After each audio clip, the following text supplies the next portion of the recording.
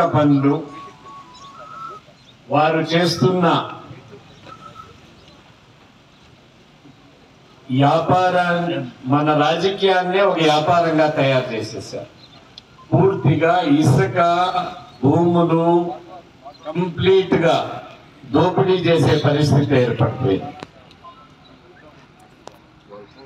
ఖనిజాలు, ఫారెస్ట్ ప్రొడ్యూసు, ప్రతి ఒక్కటి కూడా మనకి ఇసుక చాలా తక్కువ రేటుకు దొరికేది ఇల్లు కట్టుకోవాలంటే. ఇప్పుడు బెంగళూరు ఏ రేటు ఉందో ఇప్పుడు మనకు అదే రేట్ అయిపోయింది. పూర్తిగా నాశనం చేసేసారు. మనకు ఇసుక ఎంత ముఖ్యమంటే ఇల్లు కట్టుకునే దానికే కాదు, మనకు భూగర్భ నీటి కోసం మనకి ఇసుక అవసరం.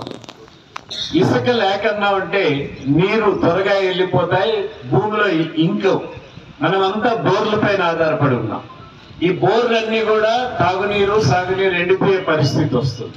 వీరు కేవలం వారి స్వలాభం కోసం అందరు రైతులను పూర్తిగా అందరినీ మనం ఎడారి ప్రాంతం చేసే పద్ధతిలో వీళ్ళు చేస్తున్నారు.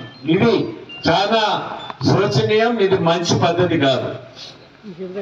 పూర్తిగా ఈ రోజు కోసం మనం చేసినామంటే మనం రాబోయే తరాలకంతా కూడా తాగునీరు ఇప్పటికే 1000 అడుగులు పై కింద వెళ్ళిపోయినాయి.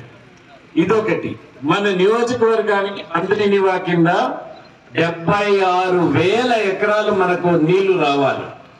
10 సంవత్సరాల ముందర 2011-12లో నేను జీడిపల్లి వరకు నీళ్లు తెచ్చాను. జీడిపల్లి అంటే అనంతపూర్లో ఉంది.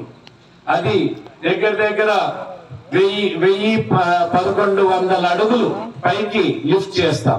అక్కడి నుంచి కేవలం 200 అడుగులే మనకు లిఫ్ట్ చేస్తే చిత్తూరు జిల్లాకి అంతా వస్తుంది. చిత్తూరు జిల్లాలో 140,000 ఎకరాలు ఉంటే కేవలం పాత వాయల్పాడు పీలర్ కూడా కలుపుకుంటే 76,000 ఎకరాలకు నీళ్లు రావాలి. డైరెక్ట్ మనకు నీళ్లు సాగు రావాలి.